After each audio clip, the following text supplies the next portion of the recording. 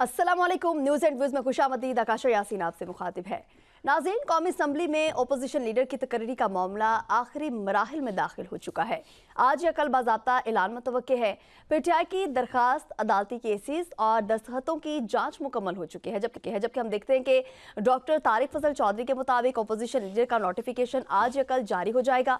दूसरी जानिब अकबर एस बाबर ने महमूद खान चकजई की तकरीरी को चैलेंज करने का ऐलान कर दिया है। सलमान अकरम राजा ने मुतालबा किया है कि अपोजिशन लीडर की तकरीरी में मजीद ताखीर नहीं होनी चाहिए। महमूद खान चकजई को अपोजिशन लीडर बनाया जाए।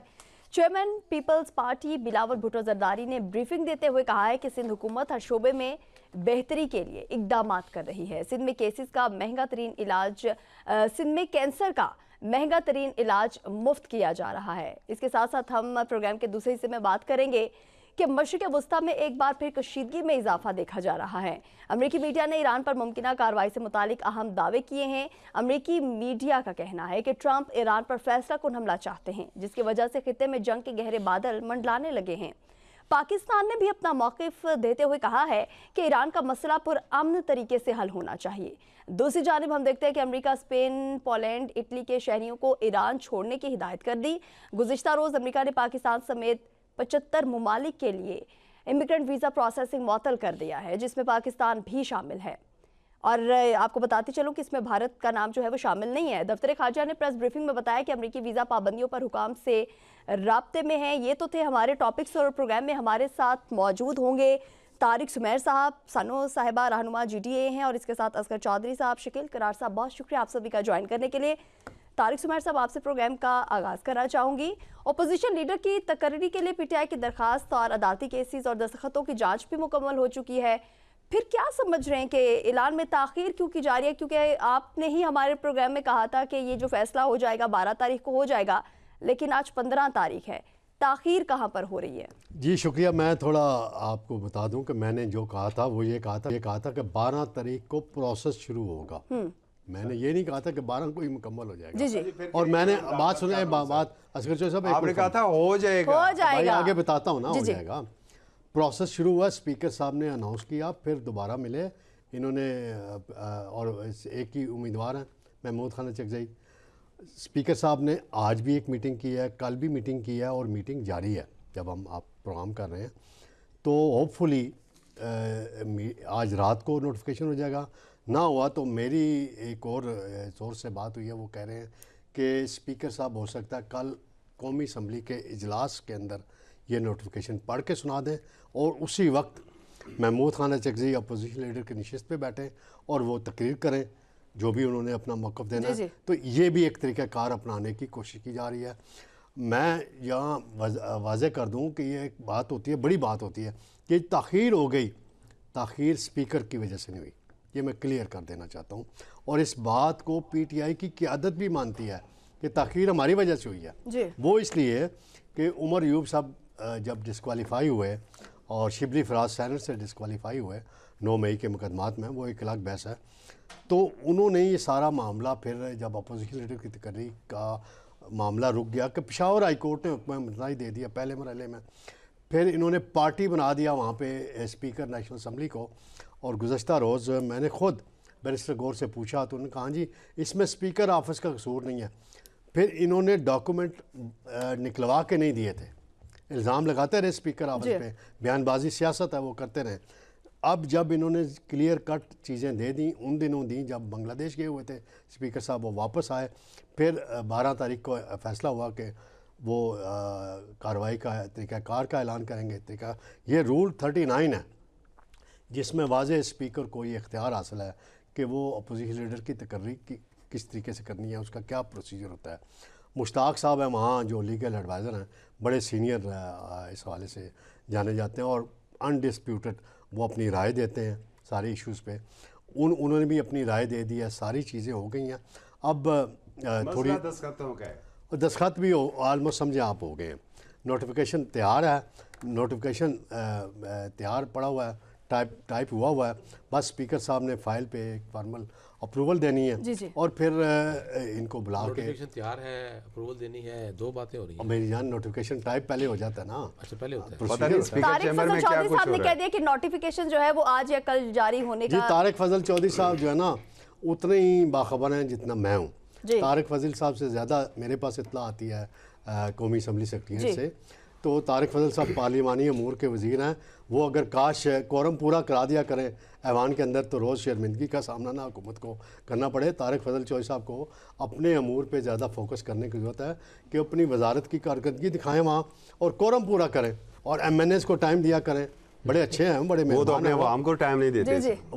वो अलग बहस है, आप उनके वोटर हैं हल्के के, असगर चौधरी साहब, वो आपको आप पूरा- बता दीजिएगा। आपको पूरा टाइम दिया पूरा जाएगा। टाइम मैं बताता चलूँ कि ये तकर्री के बाद मेरी आपको कल परसों भी बताया था कि महमूद खान चकजई साहब से मेरी बराह रास्त बात हुई जी। थी, कोई किसी की कोई सोर्स से नहीं।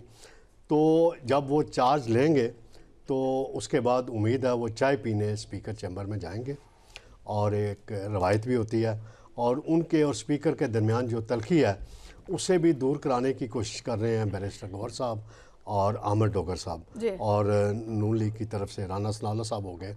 तो ये बड़ी खुशाइंद बात है।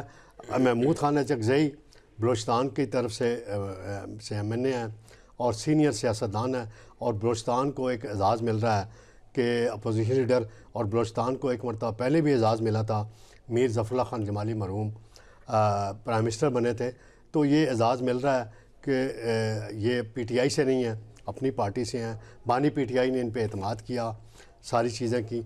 अब इसके बाद असल सवाल जो होना है वो होना है मुज़ाकरात का रास्ता खुलेगा नहीं खुलेगा, उस पे अलग से जब किसी वक्त बात करनी होगी तो वो मैं डिटेल आपके साथ शेयर करूँगा। बिल्कुल। शकील करार साहब, अपोजिशन लीडर की तकर्री के लिए PTI की दरख्वास्त, अदालती केसेस और दस्तखतों की जाँच जो है मुकम्मल हो चुकी है। तारिक ज़ुबैर साहब ने तो बता दिया कि ताख़ीर कहाँ पर हो रही है। आप क्या समझते हैं कि ताख़ीर कहाँ पर हुई है? देखिए, ताख़ीर के हवाले से तारिक ज़ुबैर साहब ने तो यकीनन अपना जो उनका झुकाव है कि जमात की तरफ, उसी की तरफदारी करते हुए इन्होंने अपना बयानिया दे दिया है। लेकिन देखिए, तारीख जो है वो एक हाथ से नहीं बजती है, बैरिस्टर गौर ने देने थे से बजती है। स्पीकर को वो डॉक्यूमेंट इन्होंने ताख़ीर से दिया। ताख़ीर दोनों तरफ से हुई है। अब जब ये खुद फरमा रहे हैं कि नोटिफिकेशन भी तैयार है और एक फार्मल अप्रूवल देनी है, तो फिर इंतजार किस बात का है? बात तो वही है कि क्या स्पीकर साहब ने ही सारा कुछ करना था, उनके पास इख्तियार था या नहीं था? तो असल बात बताए ना कौम को कि ताख़ीर किस वजह से हो रही है, वो रुकावटें क्या हैं। जब तमाम चीज़ें हो गई, चलिए आपकी बात मान लें कि PTI ने जो अदालती मामले में कागजात थे वो बर वक्त जमा नहीं कराए, ताख़ीर की। अब क्या इशू था? अब जब आपने खुद यहाँ पर बड़ी खबर दी थी कि 12 तारीख तक नोटिफिकेशन हो जाएगा, अब आप कह रहे हैं कि आज 12 को जो है वो प्रोसेस शुरू हुआ है। कौन सा शुरू हुआ है? आप तो खुद कह रहे हैं ख़त्म हो गया प्रोसेस, अब तो सिर्फ साइन बाकी हैं। साइन क्या, फार्मल अप्रूवल बाकी है। बाकी तो आप ये भी कह रहे हैं कि नोटिफिकेशन तैयार बढ़ा हुआ है, टाइप हुआ हुआ है, सिर्फ साइन करना है, जारी करना है। तो पीछे रह क्या गया है? सिर्फ आप इल्ज़ाम ना लगाएं, खुशखबरी दें आवाम को, लोगों को, ताकि थोड़ा सुकून आए, सियासी माहौल थोड़ा ठंडा पड़े और आवाम थोड़ा सा सुकून में आए और देखें कि हालात आगे बेहतर हो जा रहे हैं। हम ये समझते हैं कि इससे मैं खुद ज़ाती तौर पे ये उम्मीद करता हूँ कि इससे PTI और गवर्नमेंट के दरमियान जो एक रुकावटें हैं, खला है, जो गैप है, वो ख़त्म होना चाहिए। PTI को भी अब मस्बत अंदाज से आगे बढ़ना चाहिए, क्योंकि सियासी माहौल, मुल्क का माहौल और इस खित्ते की जो सूरत हाल बनी हुई है और बन रही है वो काफ़ी खतरनाक नजर आ रही है। इस हवाले से मैं समझता हूँ कि PTI को थोड़ा सा और आगे आके हुकूमत के साथ, स्पीकर के साहब के ज़रिए, किसी के भी ज़रिए मुज़ाकरात करने चाहिए, बातचीत करनी चाहिए। देखिए, खुद PTI कहती है, कोई भी सियासी जमात कहती है कि मुज़ाकरात या बातचीत के दरवाजे कभी बंद नहीं होते, होने भी नहीं चाहिए। क्योंकि बगैर मुज़ाकरात के देखें ना, आप जितना मर्जी आप जंग लड़ने, कुछ लड़ें, आखिर आपको टेबल टॉक करनी पड़ती है। तो टेबल टॉक करें, अच्छा मौका है हुकूमत की तरफ से, चाहे देर से आ रही है, ये एकदम दुरुस्त बात है, तो उसको आगे मजबूत अंदाज से आगे लेके चले और हालात को थोड़ा सा कंट्रोल में करें, चीज़ें उसको यहाँ तक ले आएँ, कम से कम जो आवाम है, आम लोग हैं, वो कुछ सुकून में आ जाएं। और हुकूमत अगर कुछ करना चाहती है आवाम के लिए अमली तौर पर, तो वो उसको कुछ कर दिखाए, ताकि आवाम को थोड़ी खुशहाली आए। क्योंकि पिछले 2 साल से अफरा तफरी की सूरत हाल है, बेचैनी की सूरत हाल है, लोगों को पता नहीं है, ख़ास तौर पे जो हमारी यंगस्टर्स हैं उनको नहीं पता कल क्या होने वाला है, और शाम को क्या होगा, सुबह क्या होगा। तो लोगों को इस इबाम से निकालें और उनको खुशखबरी सुनाएं कि हाँ बाकी हालात ठीक होने जा रहे हैं, दोनों तरफ से। मैं किसी एक को नहीं कहता, दोनों तरफ से कहता हूँ कि खुदारस मुल्क के जो हालात हैं उसको बेहतर करने की कोशिश करें, अपने अपने तौर पर अपने इक़दामात को मस्बत अंदाज से आगे लेके चलें। एग्जैक्टली कौमी असम्बली में अपोजिशन लीडर की तकरीर का मामला आखिरी मराहिल में दाखिल हो चुका है और आज या कल बाज़ाब्ता इस चीज़ का ऐलान जो है वो भी मुतवक्की है। सायरा बानो साहिबा अभी हमारे साथ मौजूद है। सबसे पहले तो बहुत शुक्रिया वक्त देने के लिए। क्या समझती है आप कि अपोजिशन लीडर की तकरीर के लिए हम देखते हैं कि पीटीआई की दरखास्त, अदालती केसेस, दस्तखत की जांच जो थी सब कुछ मुकम्मल हो चुका था, फिर ऐलान में इतनी ताखीर हुई है, क्या समझती है ये ताखीर किस जानिब से हुई है? ये तो ताखीरी हरबे कह सकते हैं इसको, कोई जेन्युइन रीजन की वजह से तो मुझे तो कोई ताखीर नहीं लगती। जिस तरीके से आपने देखा कि वो जब पेशावर केपीके की तरफ सेनेट के इलेक्शन नहीं हुए थे या रिजर्व सीट का फैसला आना था, तो ये ताखीरी हरबे तो हुकूमत के पास होते हैं, फिर तो वो कहते हैं कि कुछ भी कर लें। तो अब देखिए सुबह स्पीकर साहब उस पटारी में से क्या निकालते हैं कि आया जो बानी की तरफ से नाम गया हुआ है और जो पीटीआई की तरफ से, तो मैं 100% नहीं कहूँगी कि उनकी तरफ से नाम गया है। अब देखते हैं कि उसको किस तरीके से उसको कबूल भी करते हैं या नहीं करते। और उससे पहले जो बात कर रहे थे सही है, मुल्क में जो अफरा तफरी का आलम है खुदा के वास्ते इसको ख़त्म कर दें। और अफरा तफरी तो मुझे लगता है कि इसे खुद ही फैलाई हुई है कि आप एक सियासी जमात के साथ जो कुछ कर रहे हैं, फिर एक तरफ से कहते हैं कि हुकूमत की जो कोशिशें हैं उसको सराहा भी जाए। मैं बारहा कहती हूँ कि आपने एक तरफ असीरान और उनके वोटर सपोर्टर की गर्दन के ऊपर घुटना रखा हुआ है और आप चाहते हैं कि अमन का सफेद झंडा लहराया जाए। हुकूमत बड़ा दिल करे, हुकूमत पोजीशन में है, जो देने की पोजीशन में होता है उसका दिल भी बड़ा होना चाहिए और थोड़ा सा तो वो कहते हैं ना कि एक गुड जेस्चर दिखाए। और जिस तरीके से आप देखें कि अडयाला के बाहर एहतजाज होता है या मुलाकातों पर पाबंदी, ये तमाम चीजें मैं आपके शायद आप ही के प्रोग्राम में 4-5 दफा कह चुकी हूँ कि ये सिर्फ टाइम गेन करने के हरबे हैं कि किसी तरीके से वक्त गुजरे। 2 साल तो खुदा करके गुजार दिए। अब 8 फरवरी का जो एहतजाज होने जा रहा है उसको तितर बितर करने के लिए इस किस्म की ऑफर्स आना शुरू हो गई हैं कि भाई हुकूमत बोले कि एहतजाज का रास्ता तो उन्होंने अपनाया है, हम तो चाह रहे हैं कि टेबल के ऊपर बैठ के बात कर लें। तो वो बेसिकली 8 फरवरी का जो एक दिन है, जो एहतजाज की कॉल है, जो वो अपने लोगों को मोबिलाइज कर रहे हैं, उसको रोकने के लिए मुझे लग रहा है कि ऐसे ही है। हुकूमत किसी चीज में संजीदा है नहीं।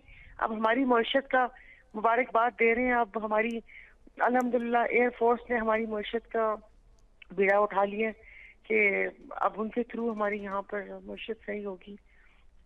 तो जो इतनी हुकूमत की जो वो कहते हैं ना लोग बैठे हुए, फिर वो किस चीज के लिए हैं कि ना वो एक पॉलिसी बना सके, ना उस 2-2.5 साल से SIFC में एक चवन्नी पाई आई, सिर्फ MOU साइन हो रहे हैं, वो भी ऐसे मुल्कों से जहाँ पर डिक्टेटरशिप है।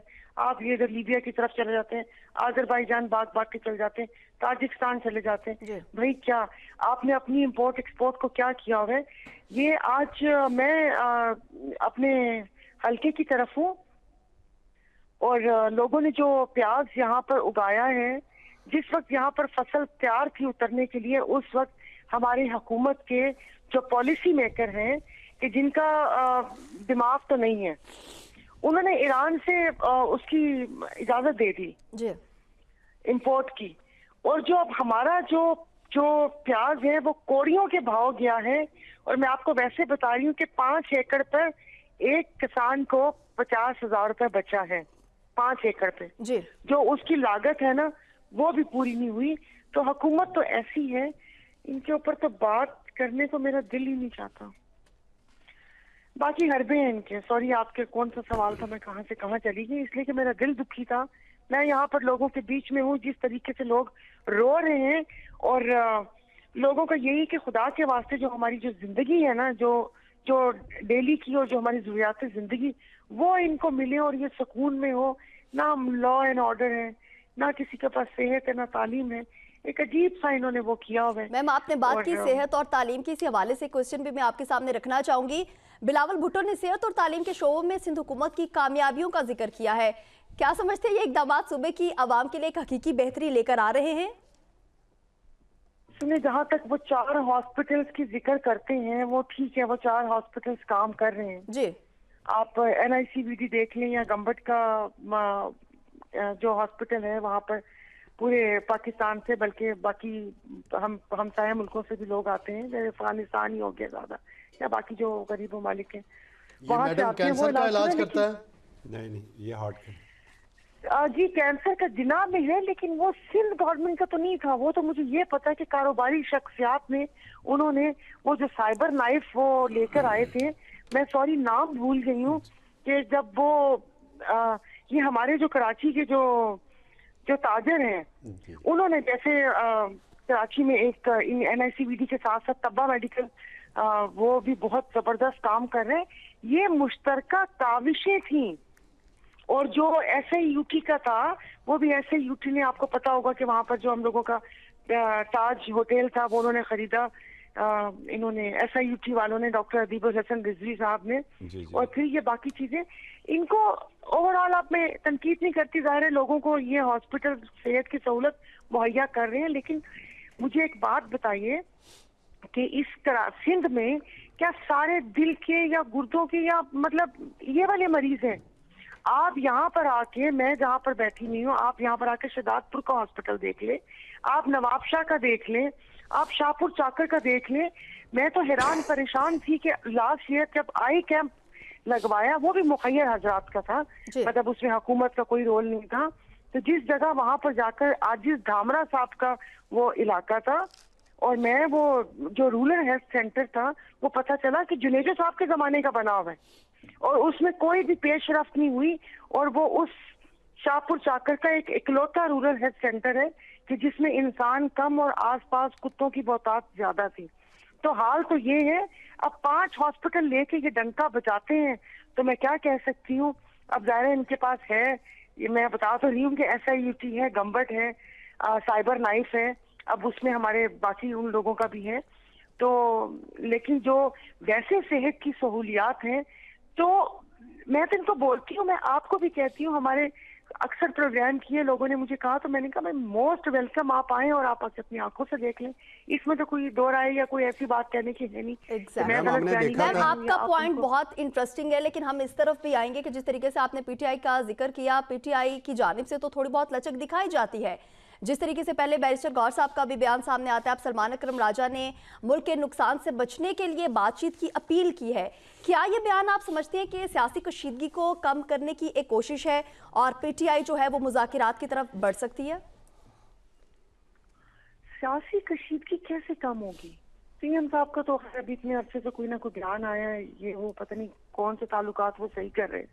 पंजाब गवर्नमेंट जिस वक्त आप KPK के वजीर आला गए थे, आपने वहां पर भी उनका भी रवैया देख लिया, उसके बाद सिंध गवर्नमेंट का भी रवैया देख लिया।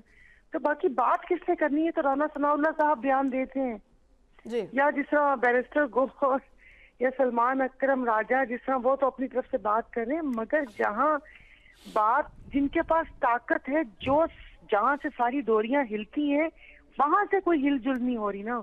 वहां से कोई हिलजुल हो जाए, वो तो हर 25 दिन बाद एक कॉन्फ्रेंस होती है, जो पहले से ज्यादा उसमें सख्ती होती है और ऐसे अल्फाज का इस्तेमाल होता है कि हमें समझ नहीं आती कि वो आया इदारे को तलाल चौधरी के बराबर लाके खड़ा कर दिया या कैसे कर दिया। तो कशीदगी कम होनी चाहिए बाकी जमातों को भी बीच में, लेकिन वही बात है ना कि ये बिल्ली के गले में घंटी बांधेगा कौन? कौन बैठेगा? सारी जमातें, जिसमें मौलाना फजल रहमान साहब भी हैं, फिर आप यहाँ पर बाकी जमातों का भी देख लें, एक दूसरे की इनके जो कारकुन हैं, जिनको वो कहते हैं ना कि जुबानें तो उनकी रुकती नहीं है। मैं हुकूमती अरकान की बात कर रही हूँ, आए दिन एक से एक ऐसा बयान, पता नहीं किस तरफ मुल्क को लेके जा रहे हैं। कौन समझदार शख्स होगा जो इनको बिठाएगा और ये सियासी जो वो कहते हैं टेम्परेचर वो कम हो। और उसके बाद देखिए PTI का तो एक ही मुतालबा है और जो बानी का भी एक ही मुतालबा है, आप फ्री एंड फेयर ट्रायल दे दें। यहाँ पर कहते हैं कि जी बात वो कर दे, वो कहते हैं ना कि बस अब निक्की जी हाँ की जरूरत है, यानी कि या तो सॉरी कर लें या मुस्कुरा के देख लें, सारी बात ही यहाँ पर आके रुकी हुई है। टेम्परेचर कोई क्या कम करेगा? क्या कम करेगा? बहुत शुक्रिया सारा बानो साहब, आपका हमारे पास पॉइंट आ चुका है। असगर चौधरी साहब, आपकी जानिब बढ़ना चाहूँगी, अपने बुनियादी सवाल जो है उसकी जानिब बढ़ेंगे कि अपोजिशन लीडर की तकरीरी के लिए PTI की दरखास्त, अदालती केसेस भी हैं, दस्तखत की जांच मुकम्मल भी हो चुकी है, फिर ऐलान में जो एक ताख़ीर है वो हमारे सामने आई। इससे पहले भी आप हमारे प्रोग्राम में बता चुके हैं कि ये ताख़ीर होगी, लेकिन हुई किस जानिब से, हम ये जानना चाहते हैं। बहुत शुक्रिया काशा। मुझे याद है ये 8 जनवरी का प्रोग्राम था और तारक सब मजीद थे कि 12 तारीख को अपोजिशन लीडर का तकर्रर हो जाएगा। मैं अपनी खबर के ऊपर कायम था, मैंने अपनी खबर के ऊपर कायम था। सर आज भी रिकॉर्डिंग निकाल के आप देख सकते हैं ना, निकलवा के देख लें। प्रोग्राम के बाद आपको रिकॉर्डिंग भी दिखाई मैं है अपनी खबर के ऊपर कायम था कि ये मामला आगे जाएगा और 12 तारीख को नहीं होगा बल्कि 12 तारीख को प्रोसेस का आगाज़ होगा और ये प्रोसेस कब तक चलता है ये देखा जाएगा। लेकिन हमें जब 12 तारीख को स्पीकर साहब ने पार्लियामान के अंदर कहा तो हमें ये यकीन आ गया जी बस ठीक है कल की बात है। और तैयारी तो सारी पूरी है, पीटीआई की चीज़ें भी पूरी हैं, तस्दीक करवानी है उन्होंने वो भी करवा लेंगे और दूसरे दिन नोटिफिकेशन हो जाएगा। और हमने भी ज़ाहिर कान हमारे उन्हीं दरवाज़ों के साथ लगे हुए थे। अभी भी प्रोग्राम में आने से कबल हम वो स्पीकर साहब का जो चैम्बर है उसी जानब हमारे कान थे। तो जो ख़बर हमें ये मिली है जी कि 5 लाइनों की समरी जो है वो कल तैयार हो गई थी और उस पर तारीख भी गुज़श्ता रोज़ की थी और वो समरी जनाब स्पीकर साहब के टेबल के ऊपर पड़ी हुई है जी। मगर रात को भी हमने ये खबर दी थी कुछ देर बाद नोटिफिकेशन आने वाला है, वो रात भी ना नोटिफिकेशन आया, आज भी दिन गुजर गया, अब आ रहा है जी अब आ रहा है। पता नहीं वो नोटिफिकेशन था या पाकिस्तान पर अच्छा वक्त था कि जो आने का नाम नहीं ले रहा है, अभी तक वो नोटिफिकेशन नहीं आया है। इसके साथ जो खबर ये थी कि पाकिस्तान तहरीक इंसाफ की तरफ से ये बताया जा रहा है कि ये भी कहा जा रहा है कि आप जो है कायमा कमेटियों के जो इस्तीफ़े हैं वो वापस ले लें, एक हाथ से नोटिफिकेशन ले लें, दूसरे हाथ से आप कायमा कमेटियों के इस्तीफ़े वापस दे दें। तो इसके ऊपर भी बातचीत चल रही है और पीटीआई के ख़ुद अपने हल्के ही अब अरकान कहते हैं जी कि कमेटियों से हमें दूर नहीं होना चाहिए, हमें बहुत से मसाइल का सामना करना पड़ता है। लेकिन फ़ैसला तो ये बानी पीटीआई ने किया हुआ है और ये फ़ैसला अडयाला जेल से आया हुआ है। अडयाला जेल में आप किसी को जाने नहीं देते, वहाँ पर तो आपने पता नहीं वो दागल से पहले भी आपको ये और नाकल लगा दी है, तो अप्रूवल वहाँ से कौन लेकर आएगा। तो बातचीत यहाँ पर रुकी हुई है, अब तक वो नोटिफिकेशन नहीं हो सका। अभी भी हमें कहा गया है कि नोटिफिकेशन हो जाएगा, लेकिन मुझे लग नहीं रहा है कि नोटिफिकेशन आज भी होगा। तारक साहब ने एक बात की, चूँकि प्रोसेस पार्लियामान के इजलास में बताना था, ये कोई रूल्स की बाइंडिंग नहीं है। और सारा बानो साहब मेरी बात को तस्दीक करेंगी, वो बड़ी सीजनल पॉलिटिशियन रही हैं, पार्लियामेंटेरियन रही हैं। ये तो स्पीकर साहब किसी वक्त भी एक नोटिफिकेशन होता है, एक हैंड आउट होता है, हैंड आउट आप जारी कर सकते हैं। लीडर डिस्क्वालीफाई नहीं हुआ था सर, नहीं हैंड आउट आप दे सकते हैं ना, ये प्रोसेस है। और मुश्ताक साहब जब हम गए थे जिस दिन आमर डोगर चेयरमैन बैरिस्टर गौर गए थे तो हमारे सामने उन्होंने कहा था जी ये बस अब प्रोसेस शुरू हो जाएगा, स्पीकर साहब वापस आते जो मर्जी करें। तो चेयर का इख्तियार ही तो यही है ना कि चेयर अपना इख्तियार ही तो इस्तेमाल नहीं कर रही है। अच्छा, जो हमें अपने स्पीकर ऑफिस के जो ज़राए ने और इंतहाई मुसद्दका ज़राए हैं, उन्होंने हमें ये बताया जी कि कोई इतराज़ नहीं है इस कागज़ के ऊपर। तमाम अरकान के जो दस्तखत थे उनका तस्दीकी अमल जो है वो भी मुकम्मल हो चुका है। उसके बावजूद सिर्फ एक बात है दस्तखतों की, आप दस्तखत कर दें, सेक्रेटेरिएट को भेज दें, सेक्रेटेरिएट ने नोटिफिकेशन जारी कर देना है। इसमें इतनी कौन सी बड़ी बात है कि आपने इस मामले को लटका के रखा हुआ है। देखें, बात यह है कि 4 माह से आप कमेटियाँ भी तो चला रहे हैं ना जी, पूरा मुल्क चला रहे हैं। आप तहरीक इंसाफ ने इस्तीफे दिए हुए हैं स्टैंडिंग कमेटी से, उनकी मेंबरशिप से, उनकी चेयरमैनशिप से, कमेटियाँ भी तो आप चला रहे हैं। और तो आप सारी बात को छोड़ दें, पब्लिक अकाउंट कमेटी सबसे पावरफुल कमेटी है। गाड़ियां वापस की उन्होंने कि नहीं सरकारी हुई हैं जी, उन्होंने तो अपनी हर चीज वापस कर दिया। सिर्फ आपको इस्तेमाल चाहिए कि कोई ना कोई कल भी मैंने एक चेयरमैन को देखा सरकारी गाड़ियों में बैठा हुआ, नहीं कोई चेयरमैन, आप किसी बंदे का बता दें कि फलाना आया है जी, बिल्कुल हम उसकी खबर भी देंगे, पूछ भी लेंगे वहां से। लेकिन देखें आपने पीएसी किस तरह चलाई, जरा आप ये बता दें ना कि उसके चेयरमैन ने इस्तीफा दिया हुआ है, आपने जो इजलास शुरू होता है, जो वहाँ पर बैठा होता है, ये कायम काम चेयरमैन है जी। अब इन आर्डर्ड इतराज़ात के जायज़ा लेंगे। अब वो कौन से दौर के आर्डर्ड इतराज़ात हैं, वो किसके आर्डर्ड इतराज़ात हैं? जब ये नशस्त अपोजिशन किया है तो फिर अपोजिशन को देना, अपोजिशन को वहाँ पर बिठाएं, आप उनसे बातचीत करें, उनको इंगेज करें, उन्हें वापस लेकर आएँ, पार्लिमानी बिजनेस को तो चलाएं। 4 महीने से आपने उसको उस तरह चला के रखा हुआ है। अभी आप ये देख लें कि उमर अयूब साहब की न्यायाली कब हुई थी, आपसे ठीक है मान लिया जी इस पे पीटीआई की गलती है, तो पीटीआई को बता on the floor of the house ये बताए ना, स्पीकर साहब अपनी रूलिंग दे कि भाई ये चीजें आपकी पड़ी हुई हैं, आप चीजें देंगे तो आपका स्पीकर साहब ये स्टेटमेंट दे चुके हुए हैं। चौधरी साहब, जिस तरीके से सायरा बानो साहिबा ने भी ये कहा है कि सियासी कशीदगी जो है वो कम होने का नाम नहीं ले रही है, जो टेम्परेचर है कैसे नीचे आएगा, ये भी सवाल आपके सामने रखूंगे। और उसके साथ साथ पीटीआई को एक झांसा दिया जा रहा है, ये कहा जा रहा है, बहुत से लोगों की जानिब से ये भी कहना है कि पीटीआई को झांसा तो दिया जा रहा है, जिस तरीके से वो फरवरी में 8 फरवरी की बातें कर रहे हैं और कह रहे हैं कि एक बहुत बड़ा एहतजाज होगा। सो डेफिनेटली हुकूमत की जानिब से मुज़ाकरात की बात तो होती है, लेकिन फिर दोबारा से है हम देखते हैं कि एक चुप लग जाती है और बहुत लंबे टाइम तक वो चुप हटती ही नहीं है। तो क्या समझते हैं कि पीटीआई जो है वो इस झांसे में आ जाएगी? बिल्कुल आकाश, आपको याद होगा कि दिसंबर में एक प्रोग्राम के अंदर मैंने तकरीबन आपको एक शेड्यूल भी बता दिया था जी, कि चूँकि 8 फरवरी का उस वक्त ऐलान हो चुका था, और एक शेड्यूल बता दिया था कि अब अनकरीब आप देखिएगा कि अडियाला के दरवाजे भी खुलेंगे। जो प्रेशर पड़ेगा ना, प्रेशर पड़ेगा, और यही टैक्टिक्स होते हैं हुकूमतों के कि फिर ये बातचीत की जानब जाते हैं। अभी प्रेशर आस्ता आस्ता बढ़ रहा है, आप देख लीजिए 25 तारीख तक जो है ये मुज़ाकरात की टेबल के ऊपर भी बैठ जाएंगे, और 2-3 फरवरी को शायद अडियाला जेल के दरवाजे भी खुल जाएं, बंदों को भेजे गए, जाएं जी आप जाके बात करें। राना सनाउल्लाह साहब तो कह रहे हैं कि आज अगर पीटीआई जो है अगर ये इस चीज़ की यकीन दहानी करवा दी जाए कि अगर बानी पीटीआई से मुलाकात हो जाती है तो उस पर वो कोई भी ऐसी बात नहीं करेंगे 8 फरवरी के हवाले से, तो हम ये मुलाकात कल ही करवा देते हैं। तो क्या इस पर भी बात करेंगे, लेकिन यहाँ पर वक्त हुआ एक शॉर्ट ब्रेक का, हमारे साथ रहिएगा।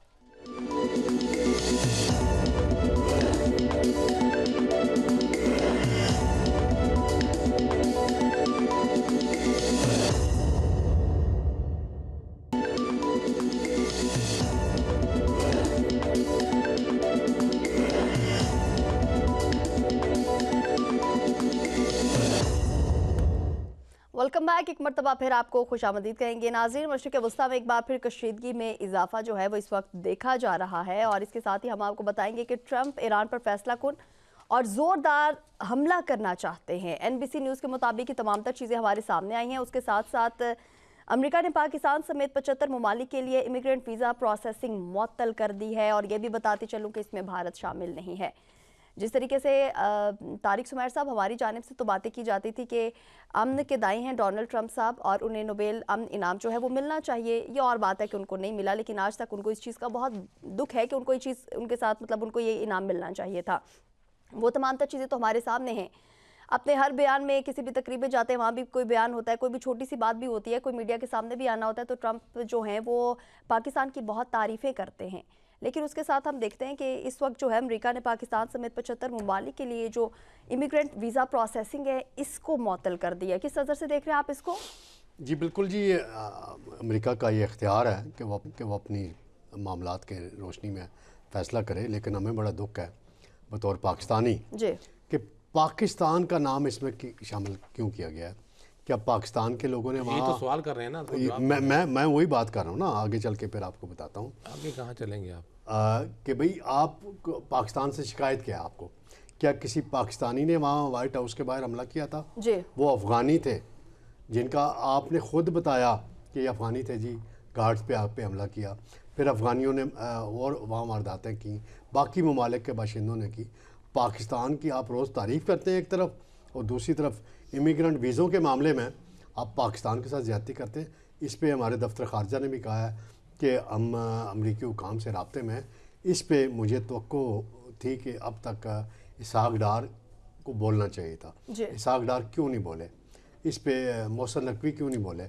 उन्हें दोनों को बोलना चाहिए इस पे डट के। जो अमेरिका की एक्टिंग एम्बेसडर हैं नटेली, वो हर तकरीब में वज़ीर दाखिला की कोई भी तकरीब होती है वहाँ पहुँची होती हैं, उनके साथ मिलें, बताएं भाई ये पाकिस्तानी के साथ क्यों ज़्यादती कर रहे हैं। ये तो बहुत गलत बात है ना कि पाकिस्तान अमन के लिए दुनिया भर में अपना किरदार अदा कर रहा है। दहशत गर्दी के खिलाफ सबसे ज़्यादा जंग पाकिस्तान ने कामयाबी से लड़ी, पाकिस्तान ने सबसे ज़्यादा कुर्बानियाँ दी, अपनी मईशत का नुकसान किया, और जब मामला आए फेवर देने का, आप इंडिया को फेवर दे रहे हैं। इंडिया पे भी पाबंदी लगाए ना, फिर अगर आपने पाकिस्तान पे करनी है तो इंडिया को फेवर आप क्यों दे रहे हैं? रोज़ाना आप तारीफ़ करते हैं हमारे फील्ड मार्शल की, हमारे आर्मी चीफ हैं उनकी, हमारे वज़ीर आज़म की आप तारीफ़ करते हैं, तो आप इधर अमेरिकी पॉलिसी ट्रंप साहब कहाँ गई?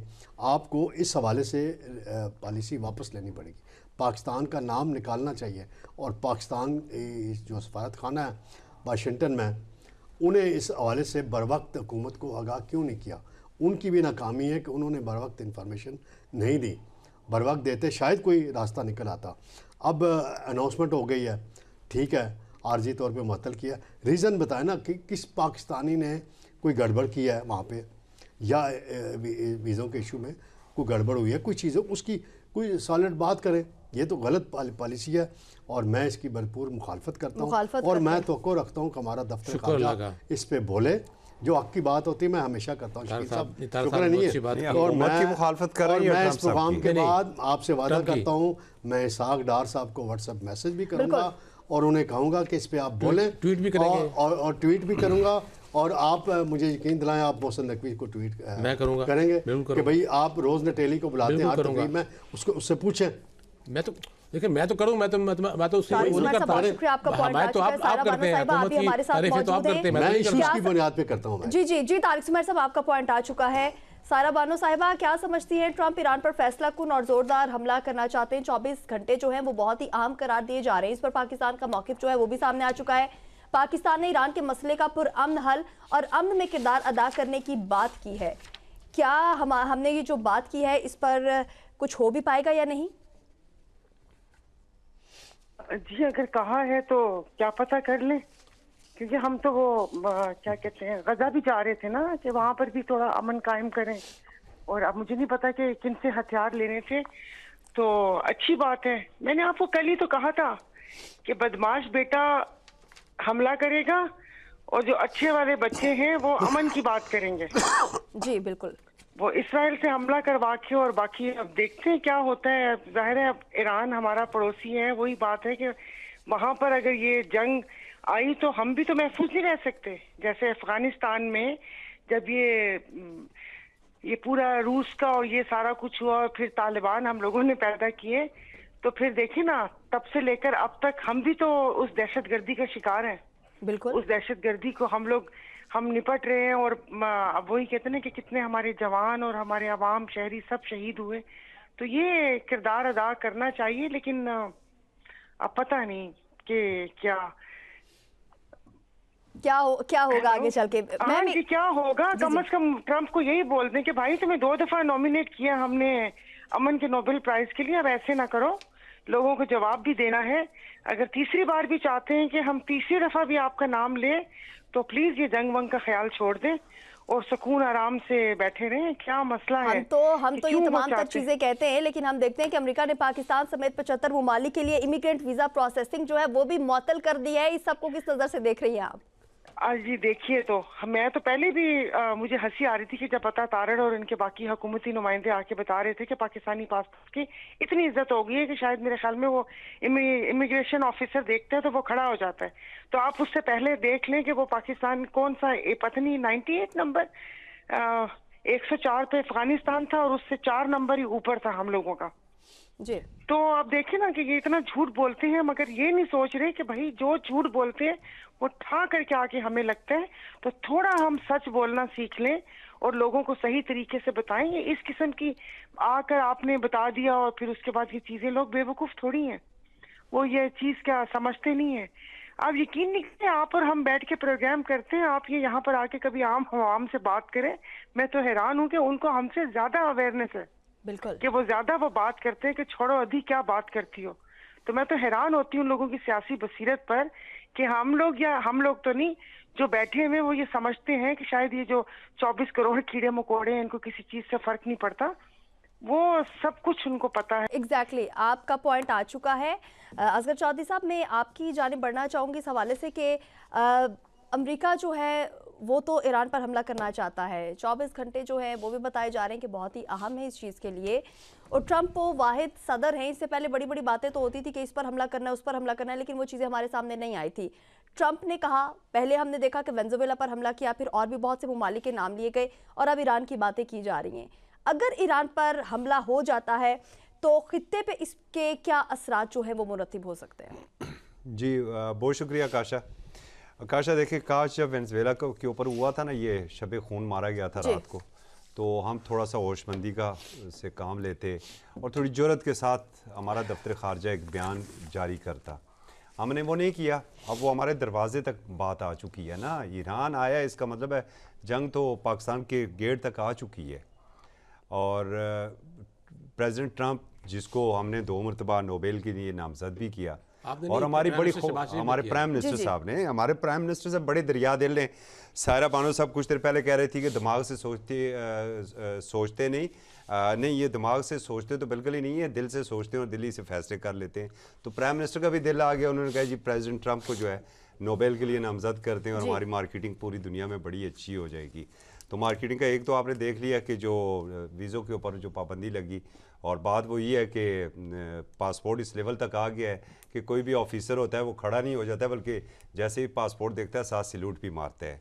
थोड़ा सा हमें सच सुनना भी चाहिए और सच को परखना भी चाहिए और कबूल भी करना चाहिए और अपनी तय कोशिशें भी करनी चाहिए। देखिए खित्ते में अगर ये बात आती है ना तो ये पूरा खित्ता महफूज होगा। और देखिए ईरान को कमज़ोर नहीं समझे, जो बार बार ईरान कह रहा है ना, अब रात तक की इतलात थी कि अपनी काफ़ी जो बहरी असासे हैं वो अमेरिका ने बायरा अमर में भिजवा दिए हैं और ऑलरेडी जो है वो उसके बहरी असासे वहाँ पर मौजूद भी हैं, मिज़ाइल बरदार भी हैं उसके, तो उसे तो फ़र्क नहीं पड़ेगा ना, वो तो हज़ारों मील आपसे दूर बैठा हुआ है।